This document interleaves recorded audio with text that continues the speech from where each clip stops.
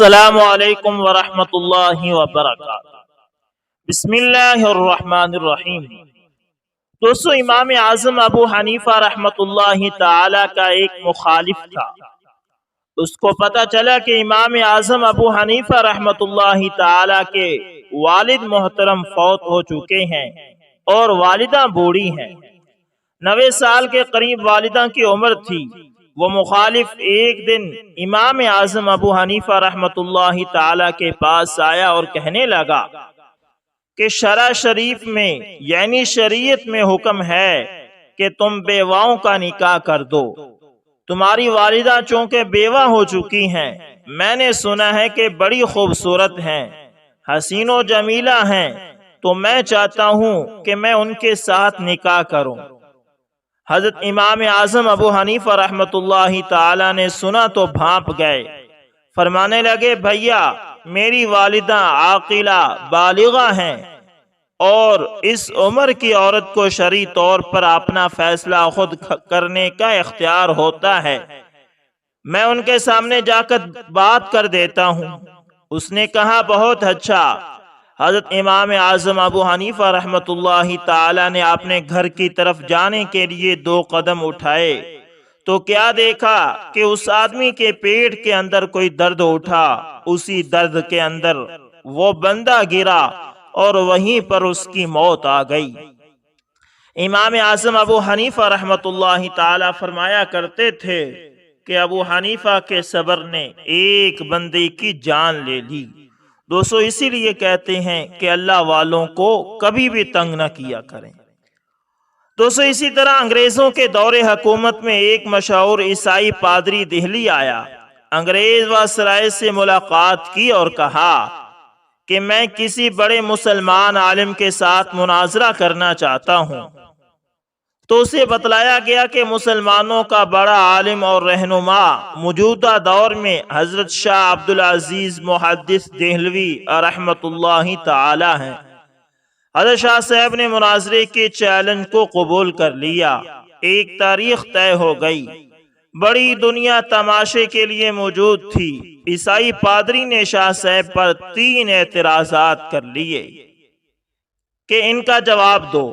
پہلا اعتراض یہ تھا کہ آپ مسلمان کہتے ہیں کہ اللہ تعالیٰ کے بعد کائنات میں رسول اقدس صلی اللہ علیہ وسلم کا مقام ہے، تو کربلا میں آپ صلی اللہ علیہ وسلم کا نواسا حضرت سیدنا امام حسین جب دشمن کے درمیان پھنسے ہوئے تھے تو ان کے نانا جان رسول اللہ صلی اللہ علیہ وسلم نے انہیں کیوں نہیں بچایا؟ ان کے لیے اللہ تعالیٰ سے دعا کیوں نہیں کی؟ حضرت شاہ صاحب نے عقلی جواب دیا کہ رسول اقدس صلی اللہ علیہ وسلم نے اللہ تعالیٰ سے فریاد کی کہ یا رب العالمین، میرے نواسوں کو دشمنوں کے شر اور تکلیف سے بچا دیں، مگر اللہ تعالیٰ نے جواب دیا کہ آپ اپنے نواسے کے بارے میں پریشان ہیں، یہ لوگ بڑے ظالم ہیں۔ خود میرا بیٹا حضرت عیسیٰ جب دشمنوں کے درمیان پھنسا ہوا تھا اور یہودی آپ کو پھانسی پر چڑھا رہے تھے تو وہ ہائے ہائے کہہ رہے تھے کہ مجھے دشمن سے بچا دیں، وہ مجھے قتل کر رہے ہیں۔ اللہ پاک نے فرمایا، جب میں ان ظالموں سے اپنے اکلوتے بیٹے حضرت عیسیٰ کو نہ بچا سکا اور آخر انہیں پھانسی پر چڑھایا گیا تو آپ کے نواسے کو کیسے بچا سکتا ہوں؟ یاد رہے کہ یہ جواب حضرت شاہ صاحب نے الزامی طور پر دیا کہ عیسائیوں کے عقیدے کے مطابق حضرت عیسیٰ علیہ السلام اللہ کا بیٹا ہے اور یہودیوں نے پھانسی پر چڑھایا تھا۔ تو یہ اعتراض آپ پر خود آ سکتا ہے کہ پھر اللہ تعالیٰ نے اپنے بیٹے حضرت عیسیٰ علیہ السلام کو کیوں نہیں بچایا؟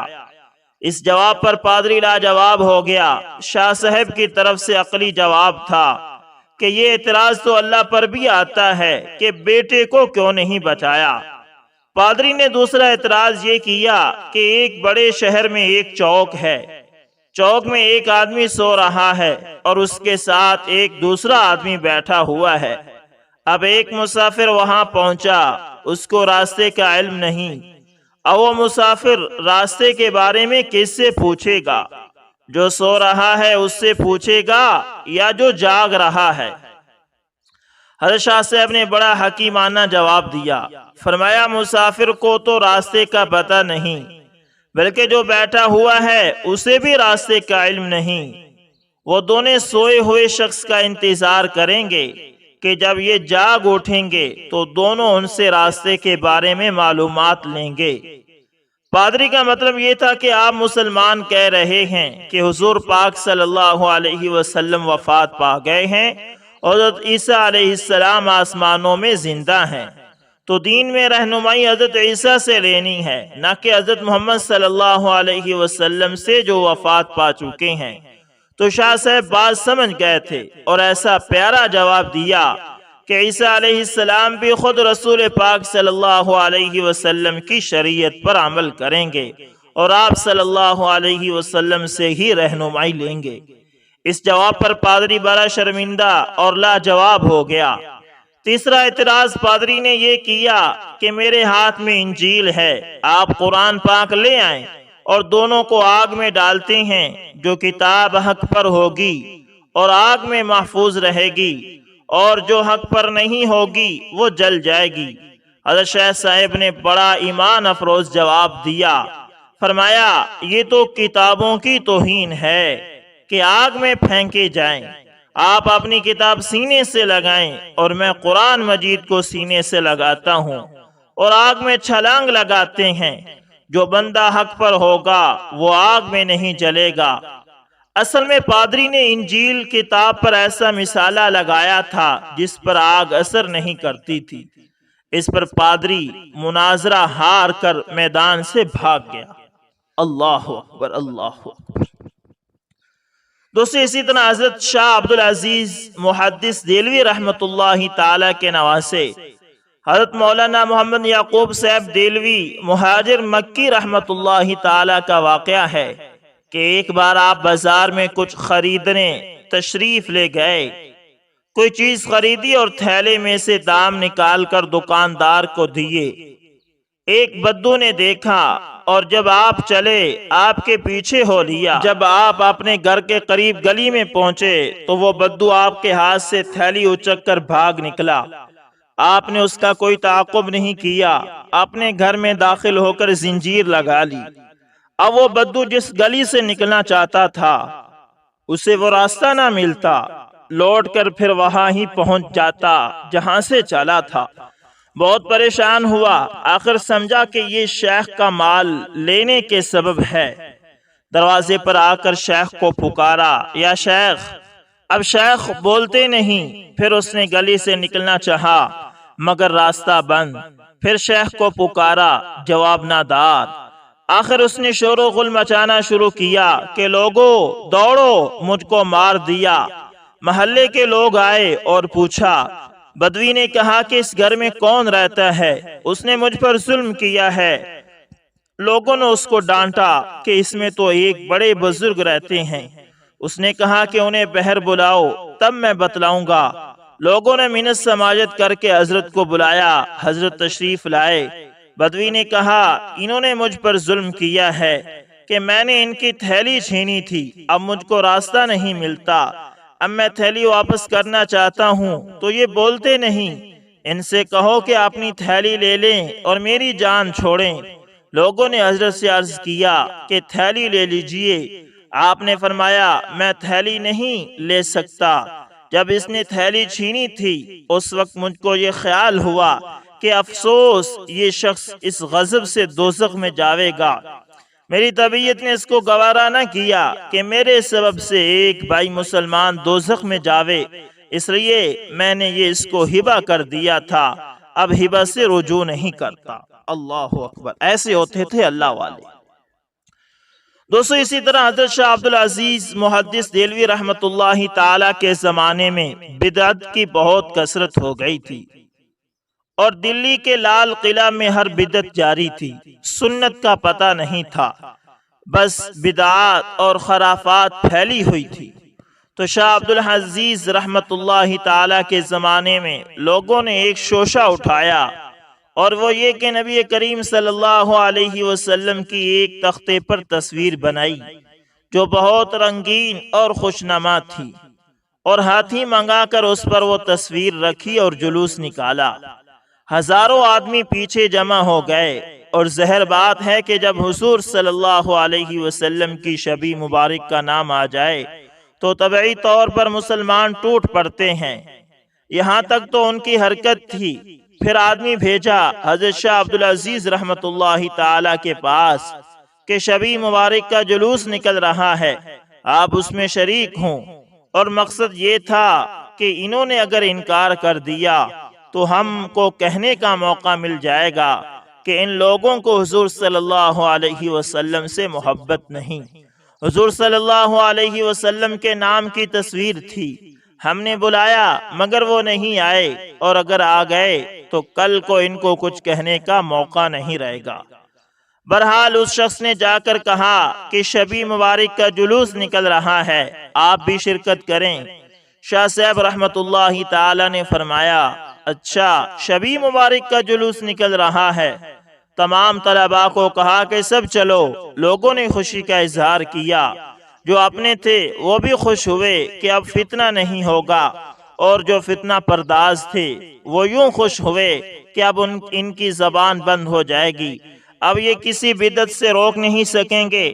بہرحال شاہ صاحب رحمت اللہ تعالی کے ساتھ ایک مجمع چلا، اور جلوس میں بڑی خوشی ہو گئی کہ حضرت شاہ صاحب رحمت اللہ تعالی بھی تشریف لے آئے ہیں۔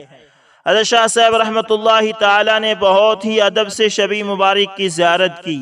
اس کے بعد فرمایا کہ بھائی اس سے تو کوئی برکت بھی حاصل کرنی چاہیے، یہ کوئی معمولی چیز نہیں، یہ تو حضور صلی اللہ علیہ وسلم کی شبی مبارک ہے، اس کے برکات سے فائدہ اٹھانا چاہیے۔ لوگ حضرت شاہ صاحب رحمت اللہ تعالی کے آنے سے مطمئن ہو گئے تھے۔ کہا کہ جو مناسب ہو وہ کریں، تو شاہ صاحب رحمت اللہ تعالی نے فرمایا کہ گلاب اور کیوڑے کی بوتلیں منگاؤ اور ایک بڑا تشت منگاؤ۔ اس ہاتھی پر بیٹھ کر اس شبی مبارک کو اس تشت میں رکھا اور چھینٹے دینے شروع کر دیے، یہاں تک کہ وہ تصویر مٹ گئی اور رنگ دھل گیا۔ اس کے بعد فرمایا کہ یہ جو پانی ہے یہ برکت کی چیز ہے، اس میں نسبت ہو گئی ہے، کوئی منہ میں لگائے کوئی آنکھوں میں۔ لوگوں نے ایسا ہی کیا، کسی نے آنکھ میں لگایا اور کسی نے چہرے پر ملا۔ اس طرح تصویر بھی ختم ہو گئی اور جلوس بھی ختم ہو گیا۔ اللہ اکبر، اللہ اکبر۔ یہ ہوتی ہے حکمت عملی۔ دوستو اسی طرح کلکتہ میں ایک ملحد نے حضرت مولانا محمد اسماعیل شہید رحمت اللہ تعالی سے کہا کہ غور کرنے سے یہ معلوم ہوتا ہے کہ داڑھی رکھنا خلاف فطرت ہے، کیونکہ اگر فطرت کے موافق ہو تو ماں کے پیٹ سے پیدا ہونے کے وقت بھی ہوتی۔ مولانا اسماعیل شہید رحمت اللہ تعالی نے اس کے جواب میں فرمایا کہ اگر خلاف فطرت ہونے کی یہی وجہ ہے تو دانت بھی خلاف فطرت ہیں، ان کو بھی توڑ ڈالو، کیونکہ ماں کے پیٹ سے پیدا ہونے کے وقت دانت بھی نہ تھے۔ ایک مرتبہ اس شخص نے مجمع عام میں مولانا اسماعیل شہید رحمت اللہ تعالی سے پوچھا کہ مولانا میں نے سنا ہے کہ آپ حرام زادے ہیں۔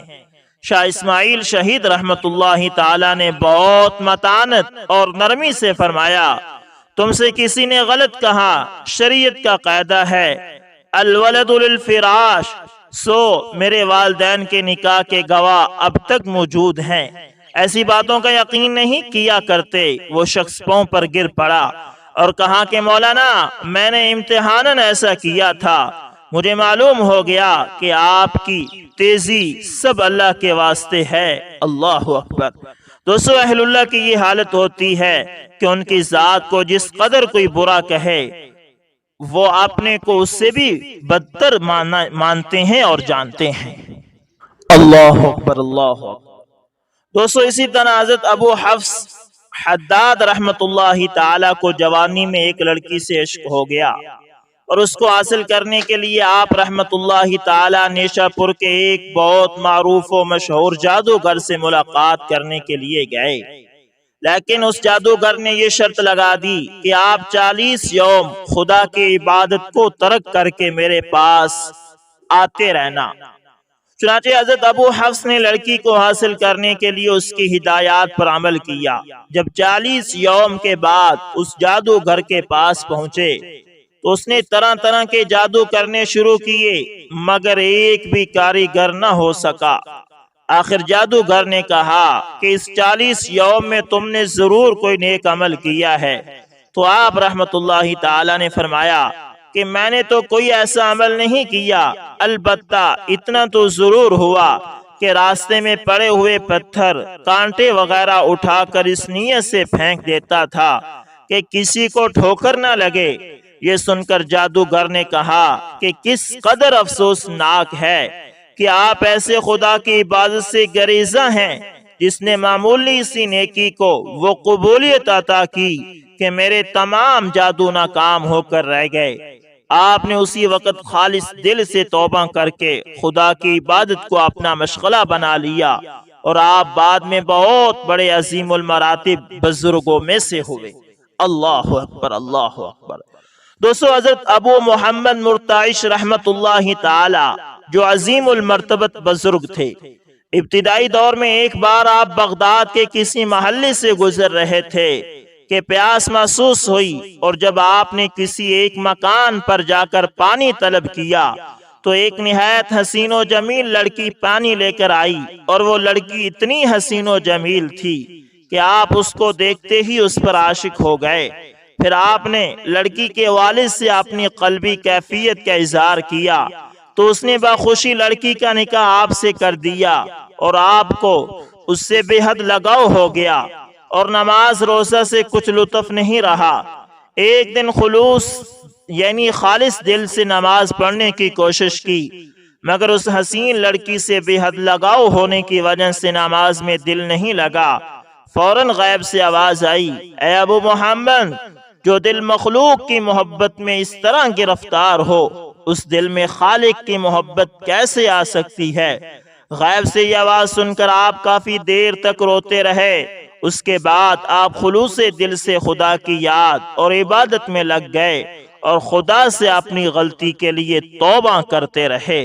اللہ اکبر، اللہ اکبر۔ دوستو، اسی طرح ایک بار مولانا مظفر حسین کاندھیلوی رحمت اللہ تعالی کا گزر جلال آباد سے ہوا۔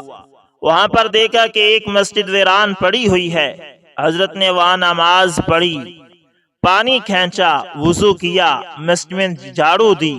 بعد میں ایک راہگیر سے پوچھا کہ بھائی، یہاں کوئی نمازی نہیں ہے، کیا بات ہے؟ نماز کا وقت ختم ہونے کو جا رہا ہے۔ اس شخص نے کہا کہ جی، سامنے خان صاحب کا مکان ہے جو شرابی اور رنڈی باز ہے، اگر وہ نماز پڑھنے لگیں تو یہاں اور بھی 10-5 آدمی نمازی ہو جائیں گے۔ یہ سن کر آپ ان خان صاحب کے پاس تشریف لے گئے تو دیکھتے کیا ہے کہ رنڈی پاس بیٹھی ہوئی تھی اور خان صاحب نشے میں مست ہیں۔ آپ نے خان صاحب کو خطاب کر کے فرمایا کہ بھائی خان صاحب، اگر تم نماز پڑھ لیتے تو تمہارے لیے اچھی بات نہیں ہے۔ یہ سن کر خان صاحب نے کہا کہ حضرت، مجھ سے وضو نہیں ہوتا اور نہ یہ 2 بری باتیں چھوٹتی ہیں، تو یہ تو اب میری طبیعت بن گئی ہے، لہٰذا میں مجبور ہوں۔ یہ بیان سن کر حضرت نے فرمایا کہ بے وضو ہی نماز پڑھ لیا کرو اور شراب بھی پی لیا کرو۔ اس پر اس نے عہد کیا کہ اچھا جناب، میں آئندہ بغیر وضو ہی نماز پڑھ لیا کروں گا۔ اس کے بعد آپ وہاں سے تشریف لے گئے اور کچھ فاصلے پر نماز پڑھی اور سجدے میں خوب روئے۔ ایک شخص نے جو حضرت کو پہچانتا تھا، اس حال میں دیکھ کر دریافت کیا کہ حضرت، آج آپ سے ایسے 2 کام سرزد ہوئے جو کبھی نہیں ہوئے۔ اول یہ کہ آپ نے ان خان صاحب کو حرام ہونے کے باوجود بھی شراب اور زنا کی اجازت مرحمت فرمائی۔ دوم یہ کہ آپ اس جگہ سجدے میں بہت روئے۔ یہ سن کر حضرت نے فرمایا کہ میں نے اس وقت سجدے میں جناب باری تعالی سے یہ التجا کی کہ اے رب العزت، کھڑا تو میں نے کر دیا، اب دل تیرے دست قدرت میں ہے۔ ادھر ان خان صاحب کا یہ حال ہوا کہ جب رنڈیاں پاس سے چلی گئی تو ظہر کا وقت تھا۔ اپنا عہد یاد آیا، پھر خیال آیا کہ آج پہلا روز ہے، لاؤ غسل کر لیں، کل سے بغیر وضو نماز پڑھ لیا کریں گے۔ غسل کیا، پاک کپڑے پہنے اور نماز پڑھی۔ بعد نماز باغ کو چلے گئے، عصر اور مغرب باغ میں اسی وضو سے پڑھی۔ بعد مغرب گھر پہنچ کر طوائف موجود تھی، سب سے پہلے کھانا کھانے گھر میں گیا۔ اہلیہ پر جب نگاہ پڑی تو پہلی نظر میں فریفتہ ہو گئے۔ ان کی شادی کو 7 سال ہو گئے تھے اور آج تک نہ کبھی بیوی کے پاس گئے اور نہ اس کی صورت دیکھی تھی۔ فوراً بہر آئے، رنڈی سے کہا آئندہ میرے مکان پر نہ آنا، اور خادم سے کہا کہ میرا بستر گھر میں بھیج دو۔ اس واقعے کے بعد ان خان صاحب کی پھر 25 سال تک زندگی رہی اور اس مدت میں کبھی تہجد کی نماز تک قضا نہیں ہوئی۔ اللہ اکبر، اللہ اکبر۔ دوستو، یہ ہوتی ہے حکمت عملی، کہ دوسرے کو حکمت عملی کے ذریعے اللہ کے دین پر لانا۔ اور ہر کام میں حکمت عملی بہت ضروری ہے، خاص کر دعوت کے کام میں، تبلیغ کے کام میں حکمت عملی سے کام لینا بہت ضروری ہے۔ بلکہ قرآن میں ارشاد بھی ہے، قُلْ هَذِهِ سَبِيلِي أَدْعُو إِلَى اللَّهِ عَلَى بَصِيرَةٍ أَنَا وَمَنِ اتَّبَعَنِي، کہ اللہ کے نبی بھی فرما رہے ہیں کہ یہی میرا راستہ ہے اور میں لوگوں کو اللہ کی طرف حکمت و بصیرت کے ساتھ بلاتا ہوں۔ تو دوستو، اگر حکمت عملی اور بصیرت کے ساتھ لوگوں کو اللہ کی طرف بلایا جائے تو لوگوں پر آپ کی بات ضرور اثر کرے گی۔ دوستو، امید کرتا ہوں ویڈیو اچھی لگی ہوگی، پسند آئے تو لائک شیئر کامنٹ لازمی کرنا، اور اگر آپ ہمارے چینل AS انفارمیشن TV پر نئے تو دوستو اس کو بھی لازمی سبسکرائب کرنا، اور ساتھ میں بیل کے نشان کو دبانا نہ بھولنا، تاکہ نئی ویڈیو کا نوٹیفیکیشن آپ لوگوں تک پہنچتا رہے۔ دوستو، ملتے ہیں کسی نیکسٹ اچھی سی ویڈیو کے اندر، تب تک کے لیے اللہ حافظ، جزاکم اللہ خیر۔